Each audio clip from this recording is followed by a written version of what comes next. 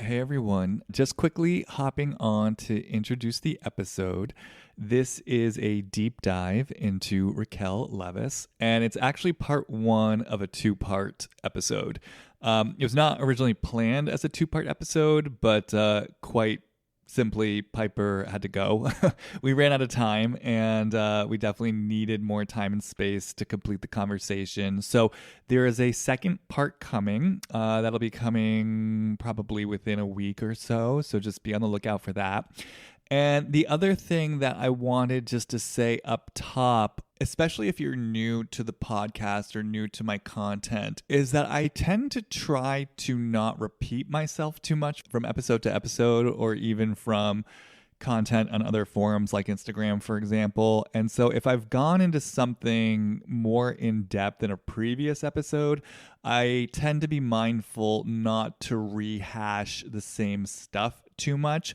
And so in a situation, especially like this, where the situation is evolving and unfolding both on television, but also in real time with all the new information we're getting and as the stories develop, just know that I hold all the different episodes about Scandoval, for example, as an entire body of work that's growing and developing as the story grows and develops. So again, especially if you're new to the podcast, I definitely want to say that there are topics or themes that we might touch on, for example, in today's episode that were more fully developed and established in, say, my last episode on Scandoval. So if you are new to the podcast or if you're feeling like you need a refresher, I definitely invite you to go listen to the last episode I did on Scandoval. Go listen to the episode I did about Tom Sandoval about a year ago. If you have access to Instagram, maybe check out the video I did dropping into Raquel towards Tom. Even checking out other podcast appearances. I was on So Bad It's Good with Ryan Bailey the other week. We had a really lengthy in-depth conversation about Scandoval. And for me, it all kind of weaves together to form a more complete picture. And yes, certainly this Raquel episode and the next one can stand on its own. But like I said, if you're feeling like you want to hear certain topics more developed, or if it perhaps sounds like we're referencing things that we previously discussed, it more than likely is because we have previously discussed it, and that material is out there for your listening enjoyment and perusal. One final note that I will mention again at the end of the episode, but I have started an official Facebook group for Deep Dive with Jamie Stein that you can join if you listen to this and it's bringing up feelings for you, or you have your own insights you want to share, or you have questions about anything that we talked about here. I'm putting the link in the show notes for that Facebook group. You can click on over, answer a couple questions, join, and I'm in there and I'm posting, and I really just have an intention to create more of a community and a hub to develop these conversations that get initiated on these episodes. So definitely check that out if you're so inclined. And other than that, I hope everyone enjoys this episode. As always, I love hearing from you. Bye.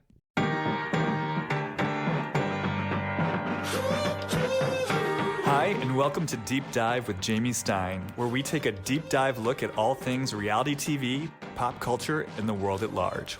I'm an intuitive and an empath, which means I pick up on the thoughts, feelings, and energy percolating in other people and the world around me. I believe there is meaning waiting to be found at every turn if you're willing to see it.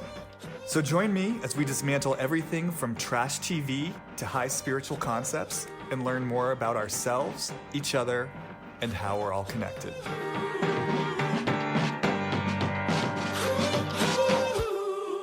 Hey everyone. Welcome back to another episode of Deep Dive with Jamie Stein. Hopefully, people are not oversaturated with Scandoval content quite just yet, because we're going back into that well for some more water. As we discussed in last week's episode, this obviously hit such a deep nerve in the collective consciousness. And I found myself really drawn to several threads in this scenario, which is why I think there's probably going to be a run of episodes about this. But for me, one of the chief threads definitely is Raquel. And I feel like she is definitely a huge part of the puzzle that is so triggering and difficult for people. when I think about Scandoval, and especially I've been doing a curated rewatch of Vanderpump Rules just in preparation for the slate of episodes that I'm starting to loosely plan around this. And what's so interesting is going back in hindsight, really seeing how, in a way, this whole quote unquote controversy is really the most predictable thing of all. I mean, in actuality, there should be nothing shocking about this because it is so embedded in the DNA blueprint of this show. From the beginning, the show has been about cheaters and liars and friends betraying each other. Tom Sandoval had such an established history of cheating and lying. And so, in a lot of ways, this is just kind of more of the same. And I guess it is true what people are saying. The show is returning to its roots. And yet there has been obviously something really shocking about this for people. And I think a huge part of what has been shocking, I think in addition to the fact that it was a 7-month-long affair that was happening underneath the nose of a very committed life partnership, which admittedly is different than maybe, 20-somethings fucking around. Although, I mean, to be fair, Kristen and Tom had been in a 5-year relationship when they were cheating on each other. But regardless, there's that aspect of it. But I do think the even deeper aspect of this and what makes it so shocking for a lot of people is Raquel's particular role in this. And I think there are a few things that I would just identify off the top. I think one, that there is such a disconnect between how she was presenting and then how she was acting behind the scenes. So she presents as what has now been coined as the Bambi-eyed bitch. She presents as helpless. She presents as a sort of a weak damsel in distress who needs help. She presents as the underdog. And then meanwhile, behind the scenes, she was doing something that was so diametrically opposite of that. She was doing something that was steeped in cruelty. She was doing something that was steeped in deception. There is such a huge gap between the face that she was presenting to the world and then how she was acting behind closed doors. One could say there was a deep split there. And that's something it's a word I use a lot on this podcast. Oh, Jen Shah, there's a split there. Heather Gay, there's a split there. Meredith Marks, there's a split there. And I have been aware when I use this word, I don't know that I've ever actually defined what I actually mean by that. I think it's probably a lot of the definition is self-evident in the context and just the word itself. But I'm saying this because it might be interesting today just to go a little bit deeper into, what I actually mean and what we mean in the deep dive when we are referring to someone who has a deep split, which to me is different than, say, a garden variety blind spot, which I think we all have. But yes, per that conversation, I would identify Raquel as someone who has a deep disconnected split in her. And I think the particular flavor of the helplessness contrasted with the underground cruelty is difficult for a lot of people. And I think what's also difficult for a lot of people is the fact that she was so close to Ariana and that there was like a real sisterhood there and there was a real bond there. And so as a result, the betrayal runs much deeper. And then I think the third part of all of this, even though all the different components are connected, is just the seeming lack of remorse. In her her staged paparazzi interviews, there's just no sense of genuine remorse. She's actually often smirking. She's often smiling. There have now been reports from the reunion that she did not shed a single tear. I actually went and listened to Sheena's recent podcast where she and Lala were downloading and decompressing the situation. They actually said she was smiling at the reunion. So I'm actually smiling now as I say this. I'm starting to feel that sort of whatever that underground pleasure is. But there's certainly a lack of remorse, a pleasure in her actions.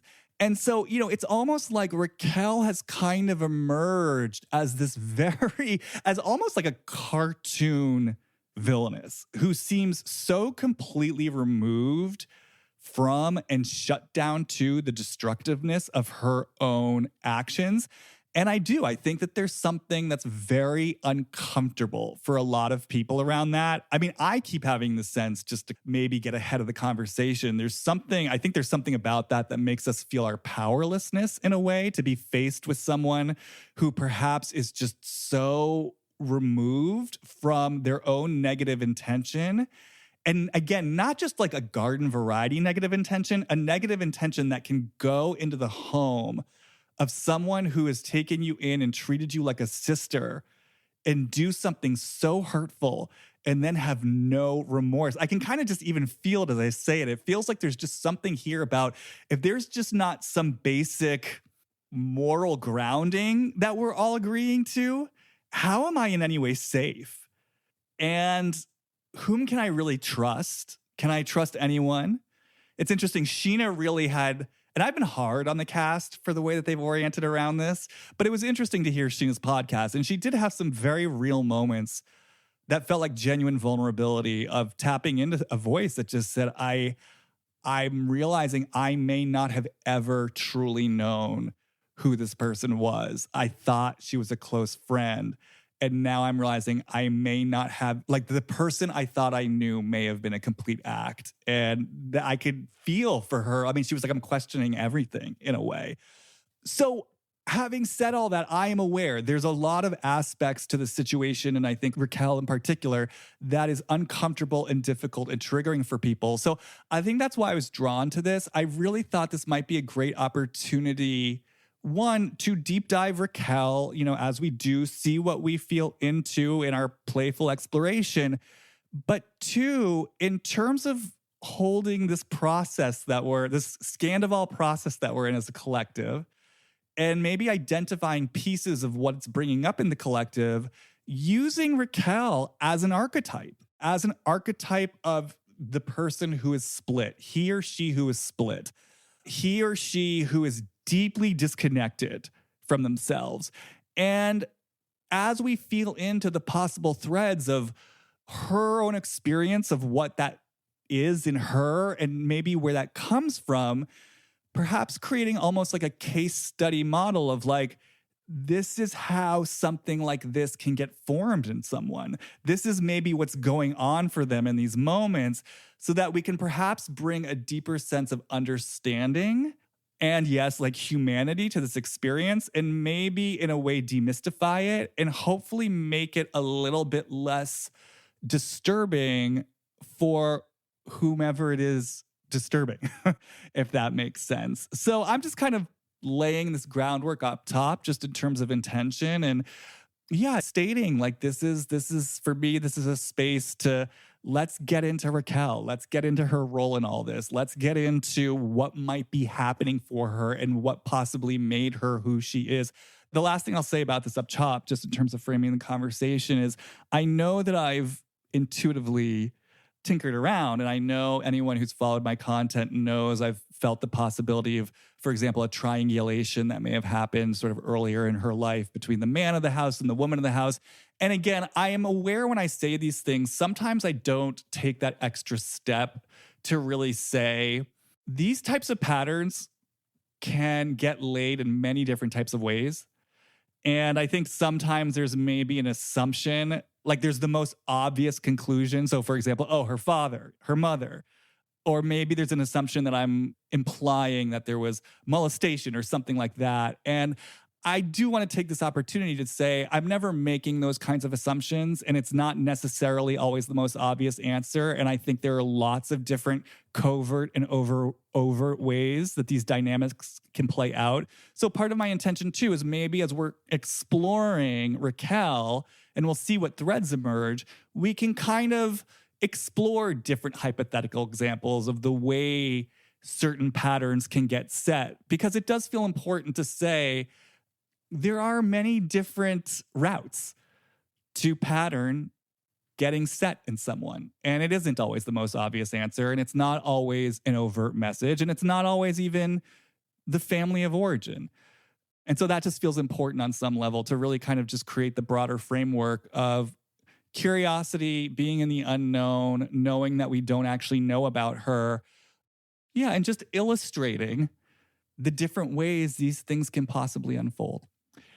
So having said all that, just by way of introduction, let me bring out my guest who needs no introduction at this point because she is the deep dive go-to regular, Piper Sample. Welcome back, Piper. Good afternoon, Jamie. Hi, everyone. How are you today? I am good. I'm good. I'm a little sleepy, but enjoying the spring weather for sure. Everything's popping out there. Feels good. All right, good. Before we dive into anything, I'm just curious, is there anything you want to say just in response to what I just said? No, I think I'm maybe just some clarity that also I'm not framing things always from a psychological model, also.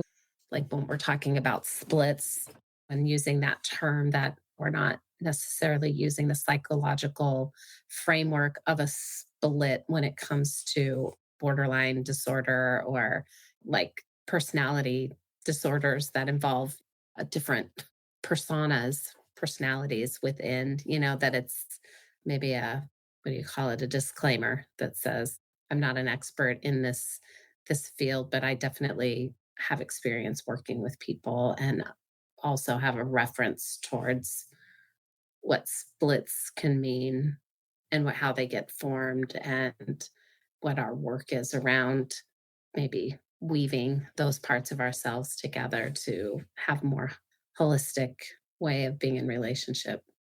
Yeah, I mean, that's a good disclaimer. And I'll piggyback on that and saying none of what we describe in the deep dive really, I'm never really coming from an expert psychological framework because honestly, I don't have that expertise. And so even if I use words like narcissistic or narcissist, I'm never using that in a diagnostic way because to be honest, I don't even really know truly what the textbook diagnostic definition of things like narcissist, sociopath, or psychopath. I don't know what those definitions are. I also tend, and I think you're in agreement with me here, I tend to be really disinterested in that kind of diagnosis. I'm not saying there isn't a time or a place for that kind of shorthand. And I'm sure probably in extreme examples, it does come in handy as a reference point. But I also feel like in today's culture, there's just kind of this quick impulse to a reductionist impulse to just assign these labels that to me feels often very tidy and very easy. And it feels like it bypasses undertaking a deeper exploration of the individual. And even if, let's just say, they are hitting some certain benchmarks that fits a diagnostic model, still holding space for the possibility that there's an individual flavor or tone that needs and wants to be seen and heard. So, yeah, I enjoy your disclaimer. And, maybe on that note, I will just take a moment to explain what I mean when I talk about a split. Because I wasn't even aware, I don't even know if a split is actually a technical, again, diagnostic term in the therapeutic world. It's a term that I tend to use. But, I think for me, when I use split on this podcast or, just in everyday life, I think for me, what it speaks to is I think there's a couple things. I think one, when there's a gap between how someone perceives themselves versus what they're doing or what they're embodying, but not just a gap, that the gap on either side of the gap is something that's diametrically opposite. So, for example, Meredith Marks saying, I'm not angry, I'm not angry, I'm not angry, when in reality, she actually is angry.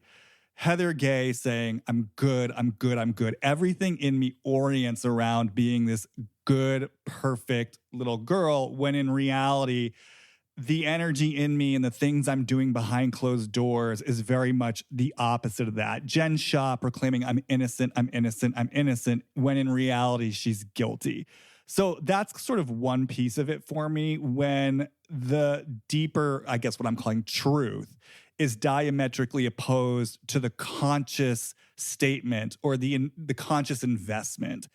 And then I think another piece of it, though, is that when these people on these shows, for example, are confronted with the evidence of, well, wait a second, you're saying one thing, but you're embodying something else, they can't or won't see it.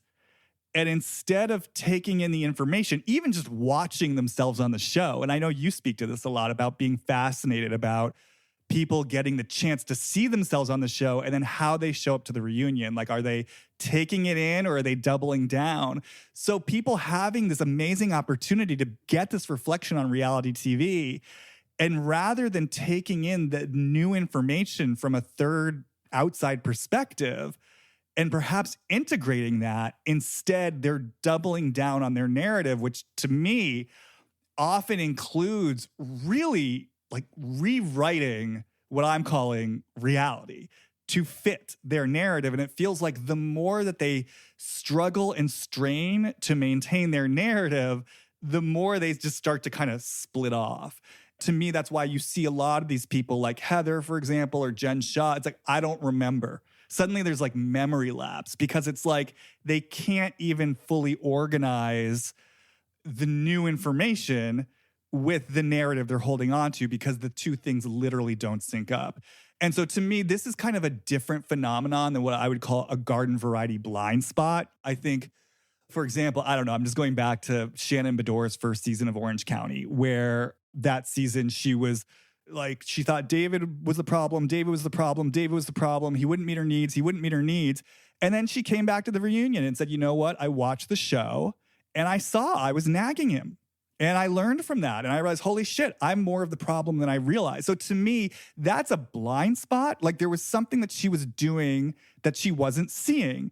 Now, I don't feel like I didn't experience it as diametrically opposed to a narrative she was telling. I didn't see Shannon Bedore running around that first season saying, I'm an easygoing, carefree wife who lets her husband do whatever he wants. Like she wasn't saying that, right? There was just kind of a blind spot to a certain pattern of behavior that was contributing to their shitty marriage. And like I said, she watched the show, got new information, and she integrated it. So that to me is what I would call a blind spot versus a split. And I guess the last thing I'd say about a split before I check in with you and before we dive into Raquel in particular, I think there's something here too about, I think it's just, I mean, maybe this goes without saying, but I think for people who are experiencing what I'm languaging a split, that to bring in that new information would feel deeply threatening. It feels like it would be deeply threatening to them on some sort of existential level. Like if I take this in for whatever reason, for whatever patterning occurred early in my life, it feels like a threat to my very existence. It's like fight or flight. This is not some casual thing. It's like for me to open my eyes to this, it's opening myself up to some experience, I would say, of panic or terror or, like I said, threat to my existence that I don't trust on some unconscious level I can fully tolerate or survive. So that's kind of key features and characteristics of what I would define as a split. I don't know if there's anything you want to say. Maybe I would just add the energetic component of it that initially, like when the split is sort of happening early on, what it feels like to me is, our energy is fully moving towards something. And then something becomes extremely threatening. And so the energy then distorts it in some way. It splits off from the original path it was heading towards and goes underground. And so in that underground sort of direction, it's buried. So as you said, when the split gets exposed on some level, there's a lot of investment in the energy towards defending that very place where the branch divides. Yeah, I think you already covered that it's highly threatening, and we'll get into this, but I think really shows up in the car ride in that episode of this 10th season where she's really grappling with, I don't know who I am here. Like it goes to this sense of I've been invested in moving myself energetically, personality wise in this one direction this whole time. Now I've been in some way confronted and now I don't know who I am anymore. It's that threatening. Yeah, and I think just to put a fine point on this, and maybe this is almost restating what I already said, but I think this ties everything we're both saying together nicely. It's like when you talk about energy is moving one way and something comes in that drives it underground and like kind of literally causes the energy to split. I'm having a visual now almost of like a current of electricity that then it's like if there's wires in the wall, there's sort of one current of electricity, and then there's two different lamps on either side of the wall, and the one current of electricity has to split into two and go to two different directions. For me, what I would just want to bring in is this notion that the reason why there is that split, it's this feeling like my naturally occurring energy in the way it wants to move, in the way it wants to flow, in the way it wants to express itself poses a threat to my very survival or existence. Like that's the message I'm getting from the outside world. So I better split this energy in two, because if I don't, it means I'm screwed basically. So let me drive this energy that feels like a threat into my existence underground, and then let me invest, let's say, in a mask, if we want to use that word, or in a safer persona that I'm getting the message, this is sort of what will guarantee my survival, the opposite of the thing that I am. And then, the split is born. And so just really naming that bind, because I do think it's probably relevant to Raquel, really naming that bind of like my very kind of life force, energy, creative flow, the way my soul wants to move as a human being in this lifetime is a threat to my own existence. Let me split off in two. Mm-hmm. Yeah, does that feel sort of clear and fair in terms of like the framework we're establishing here? Absolutely. Yeah, an existence survival that involves connection, involves relationship, right? So here we are. We're talking about Raquel in relation. Yeah, so why don't we bring Raquel in? Because I know that you did just now organically. And you brought in the trip to Vegas, which that kind of felt to me like a good jumping off point to dig our teeth into. I guess just for listener information, I had Piper and myself revisit that really interesting scene after Raquel had made out with Oliver Garcelle's son in Vegas, and then they all go back to their suite.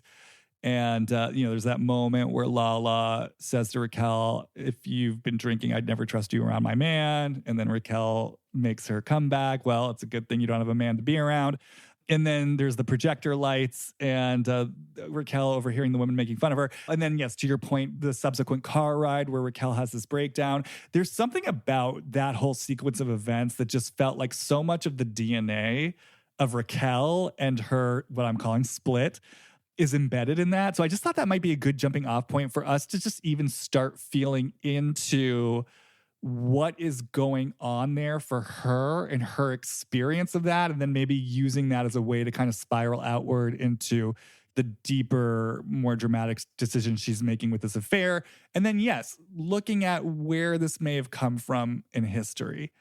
So having said that, I know you actually brought this in just a few moments ago. Was there something specific you wanted to say about that moment in the car, or anything that's sort of here in this moment? Well, I think what really registered for me was that she doesn't really show a lot of emotion typically. She blocks it, her Botox blocks it, but you don't really see a lot from her. And I think that for me was one of the deepest sort of expressive, emotive places where she was really identifying, like, I don't know who I am right now. And I felt like you said, prior to this happening, she was kind of giving herself permission after this breakup with James to be what she called single Raquel and, explore who she is in that dynamic. And she had clearly gotten permission from Lala to make out with Oliver. But the other two girls there were sort of on top of her for, I guess, doing something that they thought was shitty. I think that there was so many double messages for Raquel, like, oh yeah, we like you now. We love this part of you. And then behind her back, there was all of this sort of threatening information that says, this actually isn't okay. Not only is it not okay, but we can't trust you. So I'm just really aware that she was kind of coming off of that experience of hearing things happening behind her back, while in front of her, kind of like with Lala anyway, like, oh, yeah, I like this part of you. Yeah, go do your thing, be wild. I'm not going to stop you from doing that. But then kind of slapping her around a bit after. So again, it felt like maybe something was recreated in that she was really experiencing in the car. And then she just, what I saw when they stopped was she was struggling. She was having a little bit of panic there. Hmm. Yeah, I'm really taking in what you're saying because it feels so complex and it feels like there's so many layers here. Because on the one hand, I hear what you're saying, and I guess just to reflect it back to you, that Raquel's experience of this may have been a mixed message. That from Raquel's point of view, she may have been sitting here saying, Lala, I'm clearing this with you. She got the permission from Lala. She got the go ahead. She thought everything was okay and cool. And I guess to your point, like she's single now. She's out there exploring. She feels like, yeah, her I's have been dotted, her T's have been crossed. And like there's a certain safety there. And she's being included in this girls' trip, right? And then the moment she leaves the room, though, and even before that, like there's that message coming in from Lala of like, actually, I don't trust you. And I want to kind of really sit with that moment in a moment because every time I watch it, I feel how that hits her. I mean, it hits her deeply.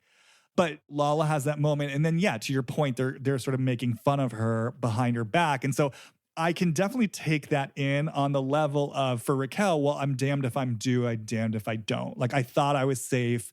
Now I'm not. Almost like if Raquel has a relationship to feminine betrayal, which she is now the female betrayer, right? She's the one who's betraying other women. But if Raquel has a relationship to feminine betrayal, it's like, here we see the pattern playing out. It's like the women saying, hey, Raquel, you're safe, you're one of us. Actually, we're making fun of you behind your back. And if we trust that as an indicator of pattern, everyone knows who listens to this podcast, I'm always looking at everything as kind of like playing out pattern. We could take that to possibly suggest there was some early experience of, yeah, Raquel kind of feeling drawn into something, into an illusion of safety by women, the woman, and then fucked with there. And that may be part of what sparked a desire in her to win and to compete with other women and to reclaim her power and to get her revenge.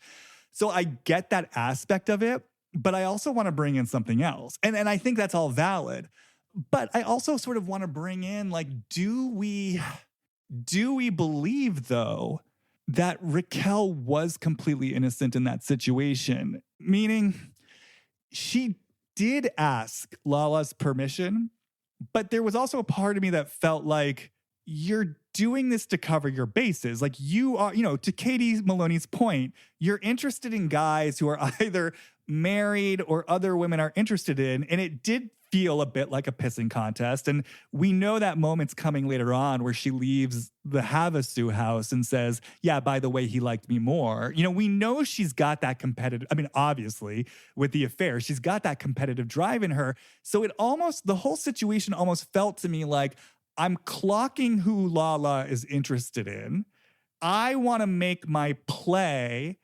I'm doing this in a way where my bases are covered, but I'm still kind of poking around. Like there's a line, it feels like, that she's walking here, which that in and of itself is interesting because it does lead me to a question of like self-awareness and consciousness, because I'm feeling like if you're sitting at a dinner where Katie and her mother are like breaking down into tears over your flirtation with Schwartz, and you're kind of getting identified as someone who's, let's say, not a girl's girl, to use the vocabulary of these shows. And in that very same dinner, to clock Lala's interest in Oliver and then make your play for it, it's not very subtle, right? So, I just have questions about that. But it felt like there was something passive-aggressive going on. And if it's not bringing in too much, there's one other thing I want to bring into this. It was really interesting listening to Sheena's podcast because Sheena, I guess, at some point invited Raquel to live with her. And she was just talking about how Raquel really, like, fundamentally does not know how to take care of herself. Like, she doesn't know how to do laundry. And there were also, like, boundary issues. Like, and again, this speaks to kind of Raquel's obliviousness / question mark, is it obliviousness? But she one day boasted to Sheena, like, oh, I had sex for the first time since my breakup with James. Like, aren't you happy for me? And Sheena was like, well, wait a second. Where did you have sex? Raquel said, in your bed. She had, like, not in the guest bedroom in Sheena's apartment. She had sex in Sheena's bed that she shares with Brock, that she brings her daughter into. And then Raquel boasted that she also had sex on the kitchen counter, like Sheena's kitchen counter. So there was obviously sort of a certain fundamental lack of respect. And then I'm just thinking about like the whole setup to that scene in Vegas where she's, first of all, not just eating the leftovers, she's eating everyone's leftovers. Like that was a part of it. All their leftovers got put into one sort of plastic bin. She's just eating everyone's. She doesn't know how to use the microwave. I guess Katie had to tell her like not to put aluminum in it. And there's this part she's playing of like the sort of this helpless, almost like idiot savant who doesn't know how to take care of herself. She's kind of making a spectacle of herself, but in this way too, where it's like she's eating other people's food. Like there's something she's doing, just like with Sheena, where it's like, it's not just, hey, I'm helpless, this is cute. It's an imposition. She's crossing boundaries. I know I'm saying a lot all at once. I'm just curious, like you brought in an experience that to me would feel very clear and relatable of like, I thought I was safe with these women, but then I really wasn't. And again, I actually do think that probably is a kernel of the initial pattern that set all this in motion. But I also want to bring in that even in that very situation, it's not like she was just completely innocent in all that. There were things she was already doing to set up this distrust. I'm just curious, like as I say all this, what happens?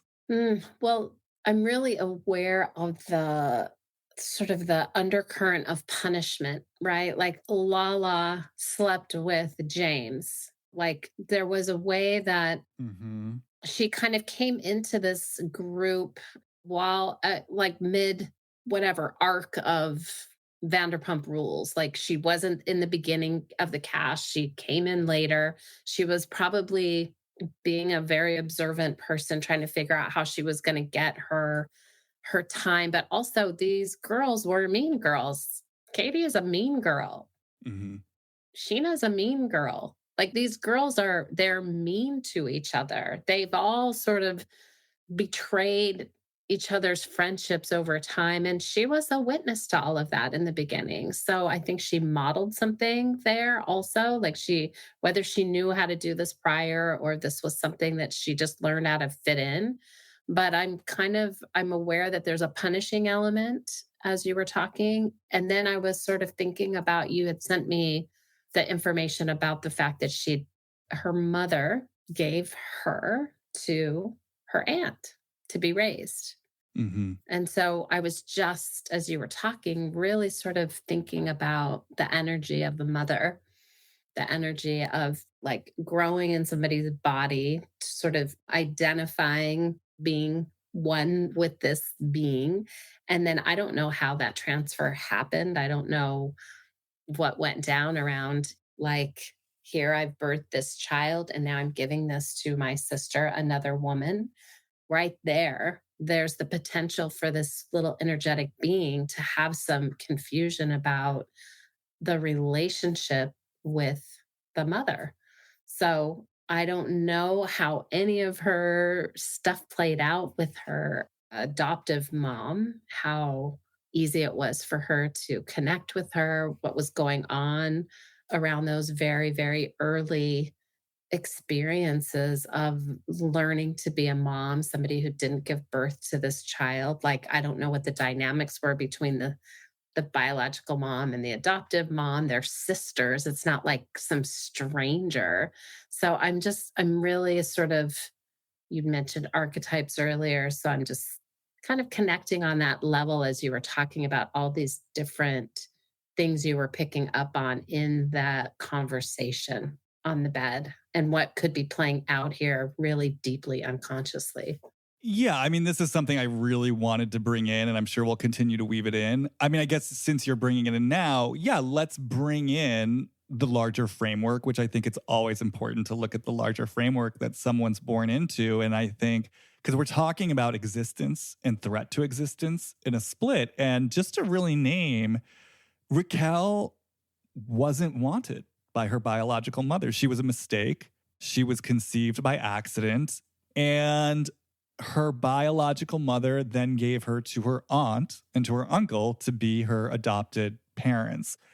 And like you said, we don't know how that was held by the family. We don't know. And we don't know what Raquel was told about that, when she was told about that. We don't know how that was held by her siblings in the adopted family. In the article that I sent you, she even said something about her half-sister, like meaning her sister who her biological mother had had before her. And the way she talked about it, it sounded like there was very little relationship between them until like recently in her adult life. She made a comment kind of like, yeah, now we're sort of closer. So to me, even that's just a little clue. Mhm. It's like, okay, this doesn't sound like it was sort of one big, happy, blended family. I also was aware reading that article, the way that Raquel is framing it is certainly putting a smile on her face. I mean, she's very like, oh, it was amazing. And I got the best, most supportive parents in the world. Just following different threads and clues, we've gotten indication that her father might be a bit of a hothead. I mean, this is James's account of things, but I remember there was some sort of big fight about hiking boots where her father like was yelling at James. I mean, again, we don't really have much information. I'm just kind of picking up on, wherever my kind of spidey sense goes. But what I want to say is we're talking about splits and like your energy being a threat to your existence. I could imagine a hypothetical situation where if you're already on some energetic level, to your point, taking in the sense of I'm not wanted, I'm a mistake, I'm given away, and then you're put into this family that's taking care of you and raising you. And let's just say, for example, there's resentment from like your new half siblings. Let's just say there's an energy of shunning from your biological half siblings. Let's just say there's any sort of sense of like my very existence causes trouble. I should be grateful that these people took me in. They're doing me a favor. I'm the one who's kind of rocked the boat of this family system, perhaps. And I can imagine that could be a place in terms of framework where you might learn a lesson of, I better just be fucking good to like earn my spot here and to not cause any more trouble and to not be like booted again. Basically, like my survival, my place and belonging in this family that I've been given to depends on me yet not making waves, not being a troublemaker, not being too much. Let me be the perfect, pretty pageant girl. And so that right there might be where parts of myself have to get driven underground. Now, if we start layering things on top of that, and I feel like maybe this is getting ahead of ourselves, but as a preview, let's just bring in a potential triangulation. And again, I feel like maybe let's bookmark this because I want to really give this its due. But I can just imagine if things start getting layered on top of that around, messages you're receiving, things start becoming more confusing because you might want to have a reaction to what's going on around you in your environment. But if you're coming from a fundamental framework of like, I got to keep things pretty and perfect and polite in order to like keep my spot here, I don't get to have any kind of opinion about what's going on. And any sort of feelings I might have about what's going on around here, I better just, like we're saying, drive them underground. And so a split might be if I'm Raquel and my actual spirit actually is a powerful energy, a drive to win. I want to come back at you if you come at me. But I've learned from my very inception, I better like keep all that down or else it's a threat to my existence and my survival. Well, that's a place where a split could start to happen. Already there's a triangulation. Mm-hmm. I have a birth mom and I have an adoptive mom. It's like you are one with your mother, and then you're born, and there's something that happens right there. There's the separation. And if that separation then furthered, like I could just imagine sort of this energetic confusion of feeling someone for 9 months and then having another energy to sort of bond with and be cared for by. It's often, something that gets explored in people that have been adopted. We don't know how she coined it, or at least in that article that you had me read, it was sort of stated that there's gratitude, like that this was generous of her mother to give her birth mother to give this to her sister. Like it felt to me like she was naming it that this was a generous act. I don't know if that's the way it always felt for her. I don't know if there's some sort of passive place that questioned that she wasn't wanted. All those little questions that come up as you are developing as that person when she found it out. Well, and that's what I was going to say. And it's like, we don't even know about the relationship between those two sisters. So it's kind of like, do they get along? Again, who knows what that dynamic is, but who knows, yeah, what's the subtext of this exchange? Like, you owe me? Oh, here, you take this? I don't know. I mean, I was just drawn to the fact. I mean, and again, this doesn't necessarily mean anything, but this is just kind of hypothetical playing around. I mean, she was given to her adopted mom because she had trouble conceiving. And so just even that, I just start to, I get curious about that. How is that held in the family system? How is that held in the marriage? I mean, who knows what was going on in these family systems? And yeah, to both of our points, what the underlying messages around that were. And let's just say there is some sort of point of tension or contention between these sisters or, something like that. Again, I can just imagine if you're born in the middle of all of that and you're a pawn in that in some way, you're going to feel that. Now, we don't actually know that's true. Maybe it was, I don't know, some sort of completely harmonious exchange. I mean, this is the thing. We don't really know. But I think what we do know is, like you said, she was given to a family, and it wasn't even kind of like strangers that adopted her. It was sort of this inter-family exchange. And that's unusual. I mean, I guess since I touched on it, should we just bring in like this potential? Oh, right. That's kind of why I was bringing this up, because you were mentioning like there was a triangle, right? And so we don't know sort of what that triangle is. And to your point, it's like a triangle of women, right? There's two mothers, and there's Raquel, who's sort of the point in the middle. And so then, yeah, it's like if I bring in another possible triangle that I kind of possibly intuited in terms of feeling her dynamic with Tom, of something in Raquel that feels competitive with the woman of the house over the man of the house. And so it's like, okay, she's put in a situation.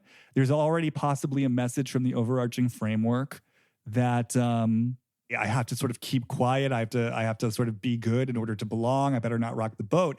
And let's just say there's difficulties in this marriage, right, between the adopted father and the adopted mother. Again, if I'm just sort of writing this as a script, maybe they even want to conceive another child as a way to like distract from their marriage. Who knows?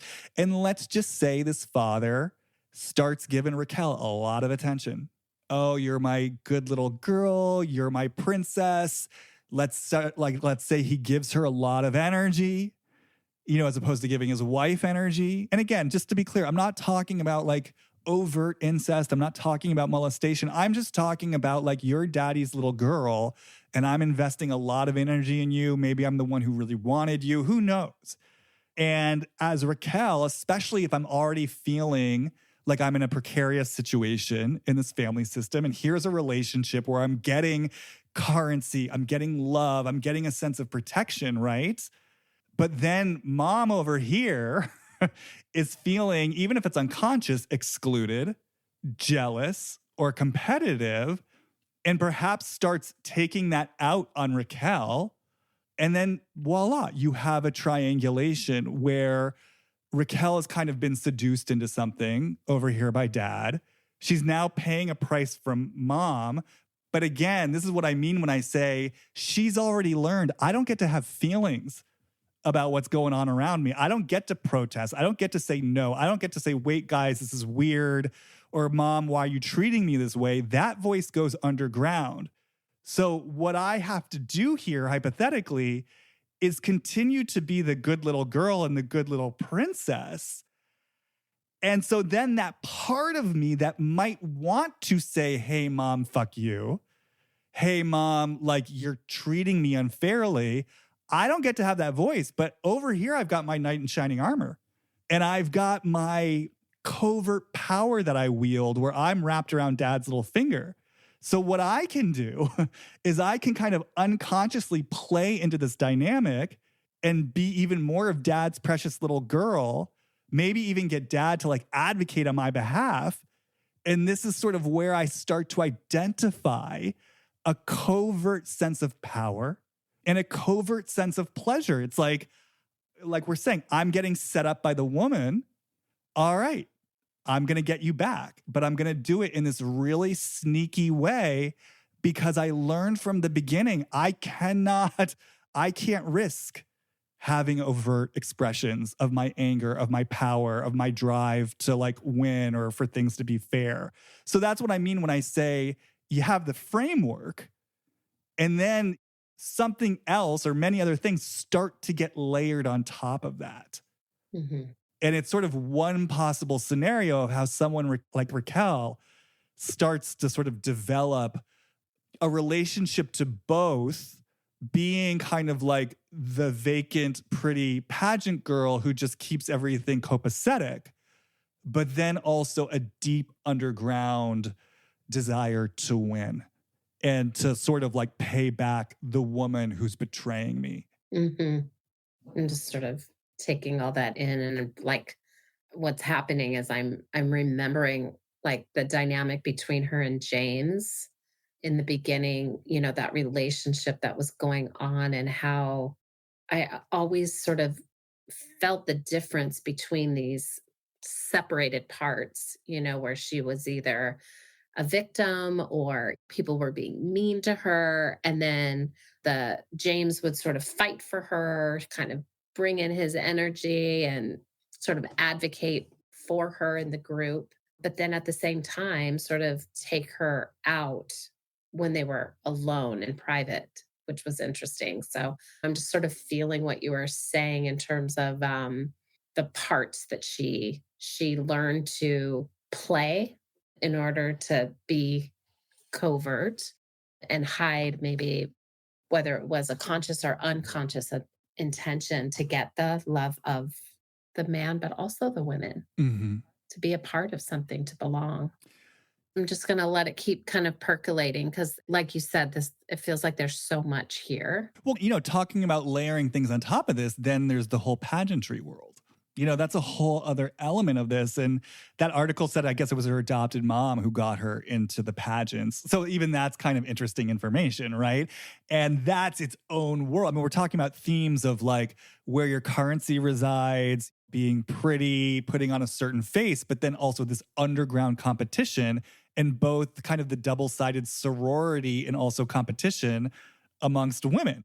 It's funny. I notice when I even bring in the pageant part, like I start to get a little overwhelmed. It almost feels like this big impenetrable block to me. Mm. I don't know if there's anything you kind of intuit specifically around it, but I'm aware this is a whole other layer that possibly gets layered on. There's the fundamental framework of not being wanted. There's the possible layer of the triangulation. And then on top of that, we're bringing in this pageant world. And it just feels like that has its own juice. Yeah, there's something about the genesis of that too that I don't know if you've picked up on anything. I was curious because the way it feels to me is her adoptive mom was like, here, let's kind of bring you out of your shell in this way. I'm going to involve you in this. The way it was framed initially was that she needed to come out, like maybe her energy was really underground still, but she was still really beautiful. She, somehow it felt like her mom wanted her to know her power, who she was. So this was the way that she introduced her to maybe a method in which she can make contact with a part of herself. And this world was just, I mean, I don't know the pageant world at all, but I can imagine it's highly complex, let's just say. There's a lot of backstabbing, there's a lot of promotion of something, but at the same time, all that competition. So again, there just feels something about her energy needing to be just right. Like in some way, maybe there was a message that her subdued part of her wasn't enough. And so she needed to kind of come out of her shell. And so she did that Mm. in this pageant world. And then it became competitive. So I'm feeling energetically something like I'm not okay as I am. Right. Well, so this is what's so interesting. So I'm feeling the complexity. It's almost kind of like a gaslighting scenario. Like, let's just say, because I've always felt that deep down, Raquel actually has like very powerful energy. And I feel like we've been seeing glimpses of it. And certainly it lived in this affair. And so it's kind of like where I went to hypothetically when I heard you just saying that. It's like, I'm born with this energy that's powerful. I learned like from the get go, like in birth, from the handoff, I have to drive this underground in order to like maintain my place in the family. So now perhaps I'm subdued because like I've learned to sort of like retreat and go inward. And let's just follow your, hypothetical example. Now there's a message of, oh, Raquel, like you're too subdued, you're too in your shell. We need to get you out there. So to your point, it's like I'm not okay as I am, but I'm bringing in this sort of gaslighting aspect because it's not even who she is, it's who she's possibly become in response to the framework. And so it's like as Raquel, it's this possible voice. It's like I'm sitting here just trying to adapt. Mm. So my fundamental energy isn't okay. Now I'm adapting to try to be okay. And now my adaptation isn't okay.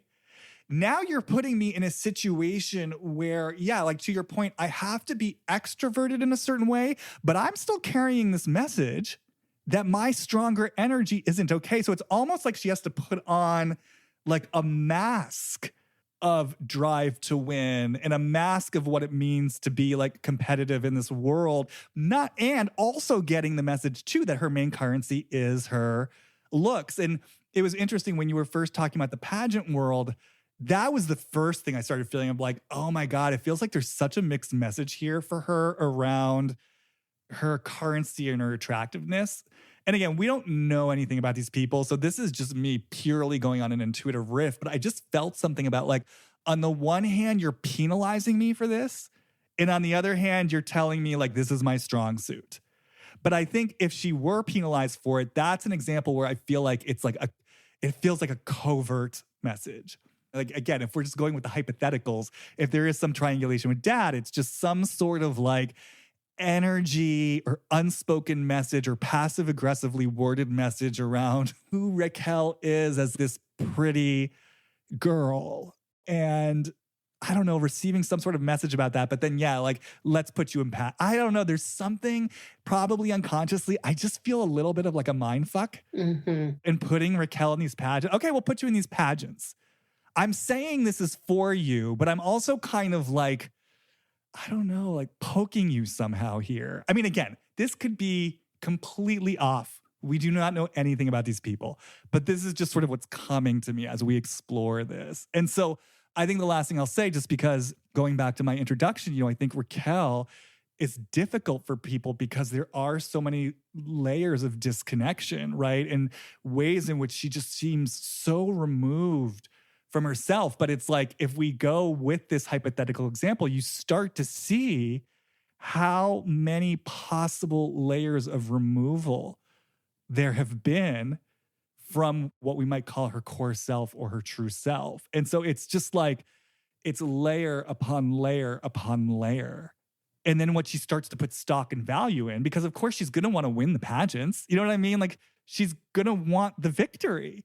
So she starts to invest in that. So she's investing in this thing that possibly, again, is sort of a mask over the subdued mask, which is the mask over her true energy. It's a clusterfuck. And maybe that is what people are so responding to, that feeling of the mind fuck, the feeling of there's a presentation in one realm and then there's an action in another realm, and both are quite powerful.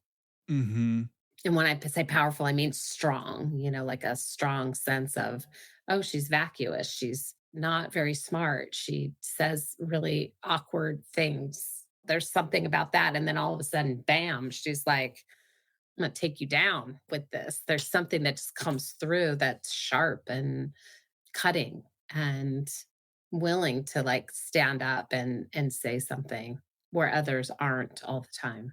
All right. Well, let's bring this back to Las Vegas. I mean, now that we've kind of gone back into the past and we're sort of bringing this back into the present, I mean, I think the threads that I identified before we even get into that moment on the bed with Lala, I mean, one, just this kind of learned helplessness and the girl who doesn't know how to do laundry, the one who doesn't know you don't put, aluminum in the microwave, the one who, like Christina Kelly said it's like a 3-year-old, the one who sort of lights up the projector. It feels like there's sort of this commitment to being infantilized and that it dovetails with this kind of crossing of boundaries. Like, yeah, I'm eating your food. I'm having sex in your bed, which, by the way, it's not lost on me. Like, she had sex in Sheena's bed. And part of what I channeled in that video was like, I'm luring the man of the house into my bed. Like, I just feel that flavor there. But so, yeah, I'm just curious about, even in terms of like what we just laid out, like this sort of self-infantilized helplessness that then becomes an imposition and crosses boundaries. I'm just curious about that piece. And I'm also curious about the other piece I named, which was, yeah, I checked this out with you, Lala, but there was something I was doing here at the same time. And maybe those things need to be addressed separately, although they feel energetically connected to me somehow. Yeah, I'm just kind of feeling into the flavor a bit of kind of the self-imposed, like I'm not going to learn something. I'm going to always be reliant on the others to accommodate something. And in that, not really have a sense of self responsibility. And then how that translates to the lack of awareness of impact, like there's the self responsibility piece. Yeah, because I was going to say, like, it's funny. When I first watched the episode, I sided more with her.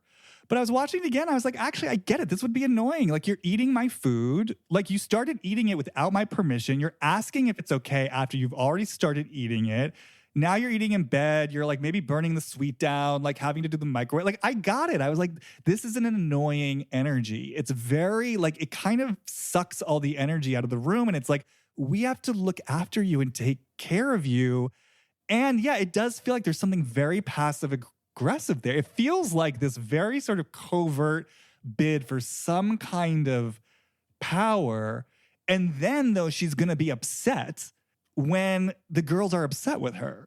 Well, it's not lost on me either that obviously Lala wasn't drinking, but I don't think the other, not Katie, but the other gal, Christina, I don't think she was drinking either.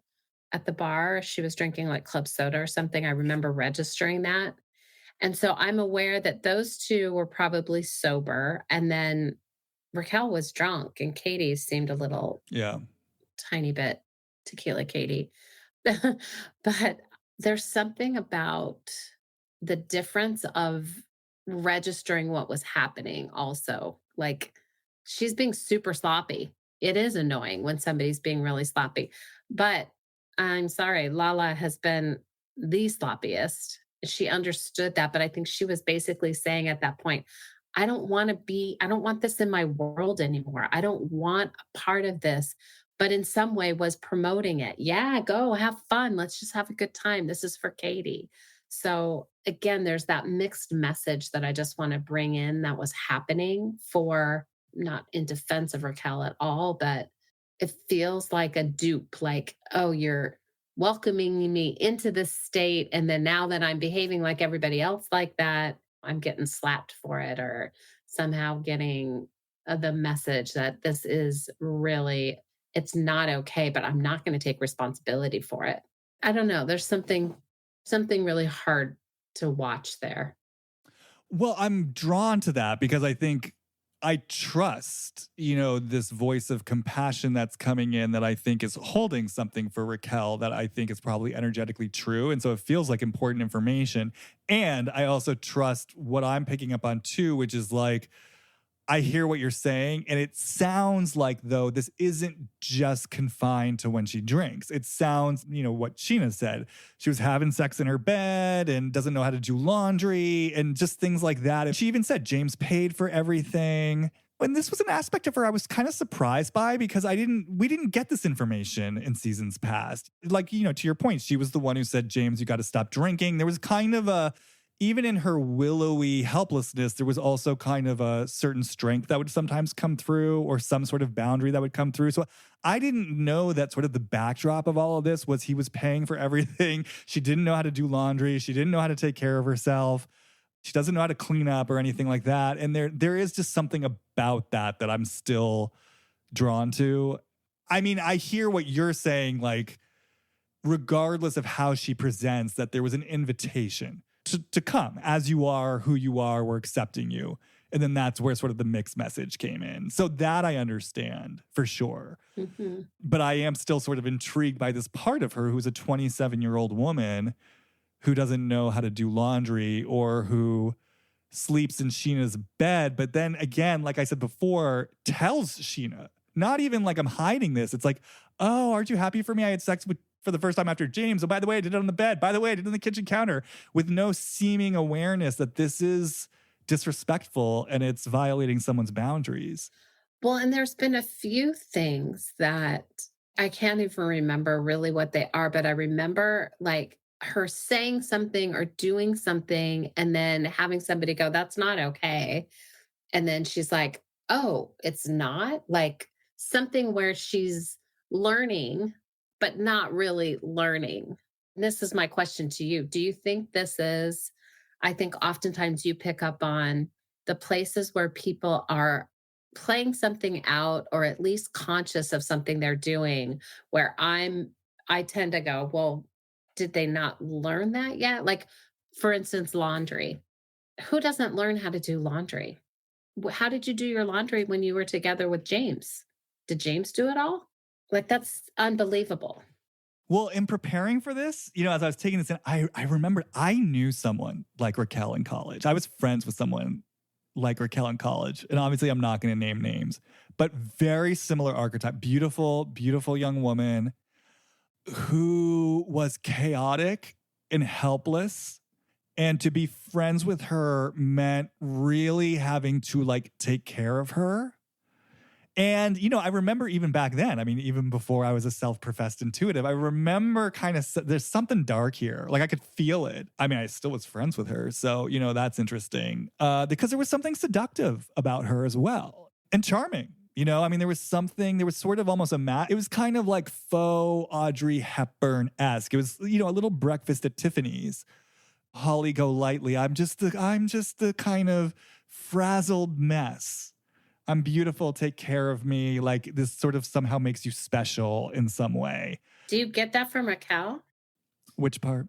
Just that chaotic, mess situation. Because I don't feel that from her. So I'm curious if you brought in this. I'm saying I didn't. That's what I'm saying. Oh, okay. Like before, I felt like we never saw this in seasons past, but it's come through this season. So I don't know if this is like part of her post-James single Raquel moment, or if this has just been a part of her that we've never gotten access to before. Mm-hmm. But clearly from what the other women are saying and what we're seeing in the footage this season, this is a part of who she is.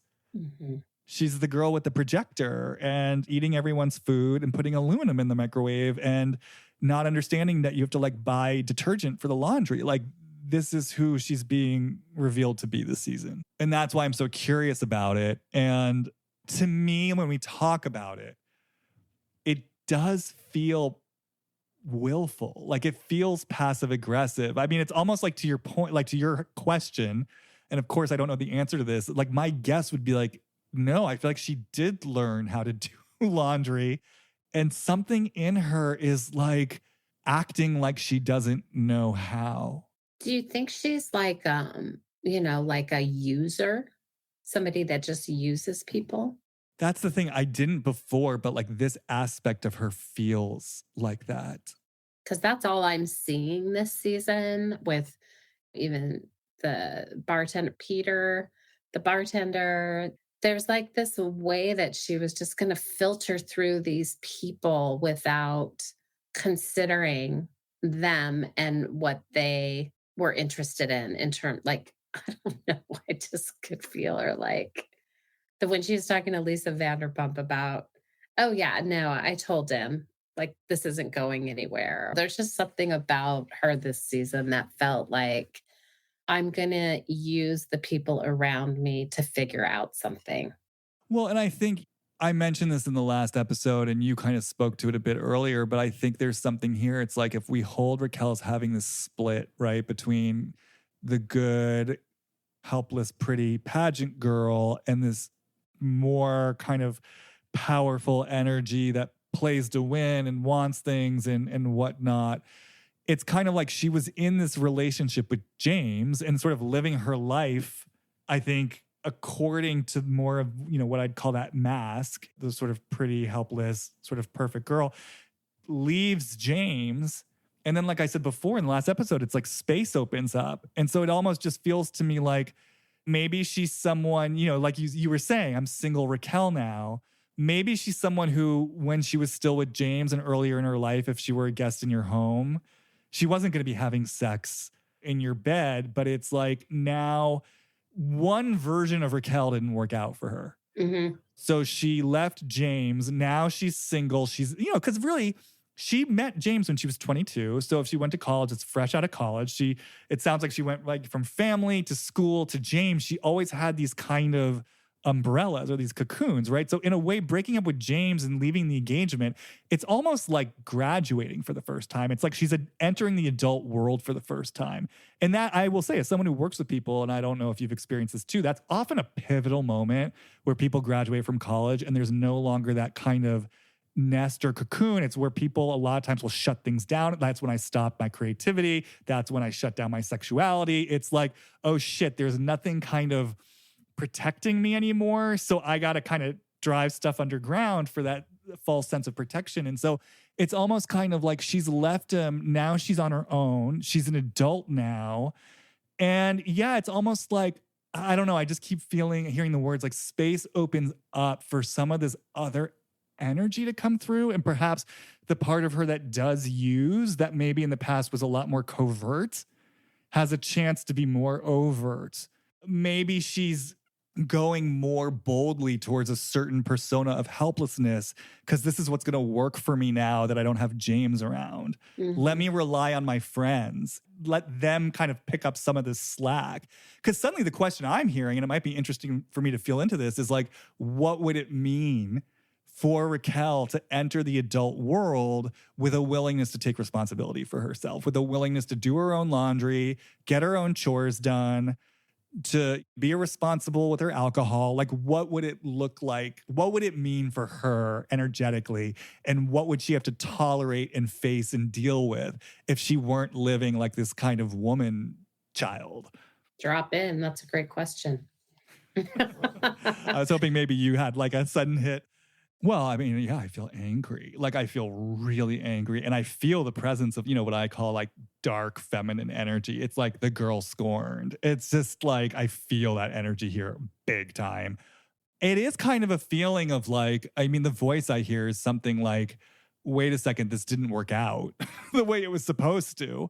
Meaning I guess in this case, like James and the engagement and maybe even fame on the show. Like I had all these investments that this mask was helping me with.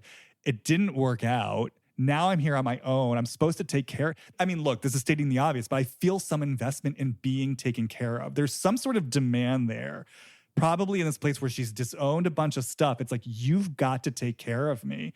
And I just feel for her. It's like, if I surrender that, if I'm on my own and I'm responsible for myself, oh my God, it's just the rage. Yeah, it's the rage and the demand that says, fucking take care of me. It's almost like what comes to me, Piper, and maybe you can help me make sense of this or clarify this. It's like, if I covertly play something out, if I covertly play my power, if I covertly play my anger and my fuck you out through these relationships where I'm asking people to take care of me and I'm passive aggressively betraying boundaries, if that's gone, I have nowhere to put this rage. It's almost like as simple as that. You know what I mean? It's like, I need the vehicle and the vessel for this underground anger to live. And where does that energy actually want to go? Like, what wants to be destroyed? What are you angry about? I'm angry that this anger isn't welcomed. Mm. You know what I mean? Like, this is a part of my energy. Like, like we're saying, this is what got driven underground. You told me this wasn't okay. And so again, yeah, if I don't have these covert ways of channeling this, then I'm just left with essentially nothing. Like, because I don't get access to this energy in a direct way. And then I don't get access to it in a covert way. Mm-hmm. And now I'm just sort of here as and there's something too about, it's kind of like that, is it called the puer? Like the Peter Pan complex? I don't know what it's called for women, but I'm feeling it. I'm feeling her investment in her youth. I'm feeling her investment in like being the kid and something around like not wanting to grow up. And if I grow up and I'm a mature woman, I mean, you can't see me at home. My jaw is clenching. It's like, this feels like such a betrayal to myself somehow. It's like, I will not step into full womanhood. Like someone's on the hook here and I don't want to let them off the hook. Mm. And it's kind of like, yeah, it's like, you told me this wasn't okay. I'm not allowed to be an empowered woman. I'm not allowed. I keep hearing the word witch, like witchy energy. So like, if I trust this, I might kind of feel like Raquel maybe deep down has some relationship to like strong, powerful. I mean, yeah, again, look at what she's done. Dark feminine energy.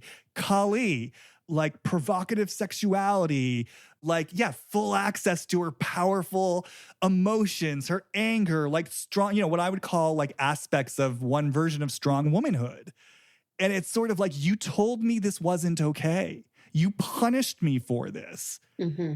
And it's almost like you said, like, both aspects feel strong earlier in terms of both her kind of like willowiness and also like her underground rage, let's say. And I was thinking, right, because she actually is strong. And that's what this all suddenly feels like to me. It feels like Raquel is this like strong, fiery, witchy, powerful woman who's like spinning in circles down in the abyss because she's like, I do not know how to make heads or tails of this labyrinth of passivity and infantilization, and it's like, no wonder she's so discombobulated.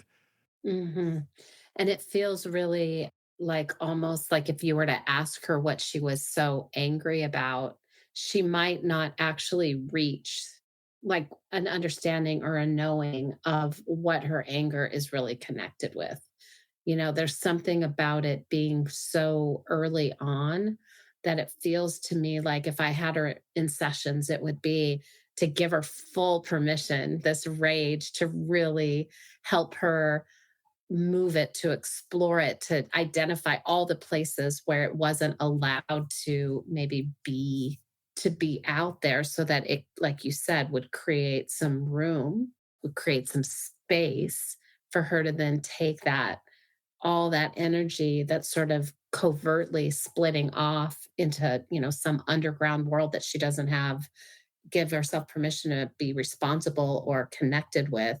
Then she can have the space to say, okay, here's my energy, here's my power. This is where I want to channel it and direct it.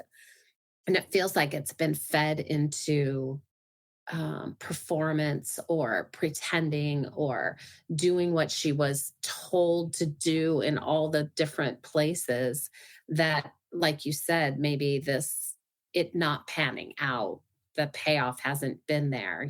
I've been lied to. I've been, somehow I feel two things there. One, pissed off that like I bought it. I said if I was going to do all this, I was going to get somewhere, and that's not happening. So I'm mad about that, but also mad that what those investments were maybe not really what she would have followed herself.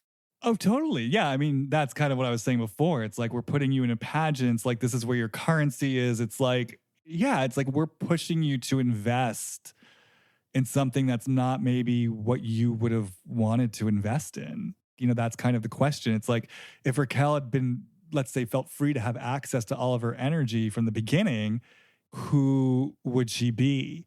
I do get this sense, like I said, I feel something here around this connection to, again, what I call like the dark feminine archetype. So to me, that's like, I talked about this with Lisa Rinna. It's like the archetype of the goddess of Kali. It's like the the energy of destruction, but in a constructive way. Like we destroy people so that they can rise from the ashes and be rebuilt. There's like a higher self to the energy of destruction. And I think I feel that kind of like dark feminine in Lisa Rinna. I feel it in Melissa Gorga. I kind of feel it in Raquel. Like I kind of like, I'll seduce you with sexuality and I'm like deeply, and I'll kind of take you down. But in the highest version of this, it's like, I'm hearing like, I'm going to make a man out of you, basically. Like, I'm going to put you through your paces. Like, come kiss my feet because like, yeah, I'm going to take a little boy and make him into a warrior, basically, you know? And so it's just kind of, so, I mean, it's interesting just because I feel the threads here of like underground sexuality and beauty and anger. It's like, I feel these different seeds that are like, reflecting back perhaps part of, you know, what's in her field. But it's all just kind of like what I would call sort of distorted, discombobulated, and kind of like a funhouse mirror version of it, if that makes sense. Mhm. Yeah, it does. It makes and there's an immaturity in that.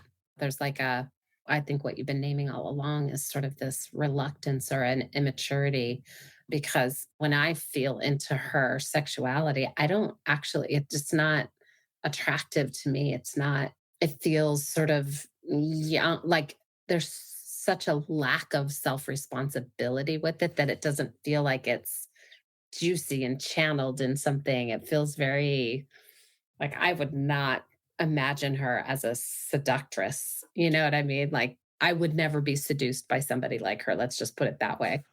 Well, I only feel it in terms, I've only felt it in terms of when I dropped into her relationship towards Tom. Like that's when I felt it of kind of, and then even then I still felt it in an infantilized way, but it came to me as like, I'm going to be the naughty little girl, you know, and I'm going to seduce dad, you know, or the man into bed. I could feel it though there. That's where I felt the aliveness of the sexuality, which I'd never felt in her before. Yeah, the aliveness is there, but it's young. Well, and that's what's so interesting too in terms of like splits and discombobulation, because if what let's say I'm onto something, in Raquel's essence, there is this relationship to sort of the dark, destructive feminine energy for the highest good. That's like the mature feminine. That's the adult woman. And here we are talking about in a commitment to being the helpless, infantilized girl. So there's just another instance of like, if this is all true, she's living in these diametric opposites of who she actually is. Like, this isn't someone who's kind of like 85% of the way there. She's like, this is what I mean by a split. She's like occupying a dimension that feels 100% opposed to possible essence. Mm-hmm. Okay, so Piper has to go. So we are going to pick this up for part 2 soon. As always, if you're curious about my work, head on over to my website, hollywoodreadings.com. Follow me on Instagram, Jamie Stein, JAMIESTEIN. I will also add that, as I think all of you know, such a huge part of the intention of this podcast is really just to get people thinking about their own lives and reflecting on how these themes apply to them. I have actually had a Facebook group for this podcast for a long time, but I've never really actually put any energy into it. And I just realized, you know, maybe this would be sort of a good hub for people to join. And if you want to, you know, talk about anything that you got out of the podcast or ask any questions, that'd be sort of a great place to deepen and continue the conversation. So I'm going to put a link to that Facebook group in the show notes, or you can look it up. It's Deep Dive with Jamie Stein. And feel free to click on over, answer the questions, join, and then sort of let me know what's on your mind in response to that. And perhaps we can kind of build even more of a little community around all of this. Okay, guys, much more Scandoval content to come. As always, thank you for being here and listening, and I will see you on the flip side. Bye.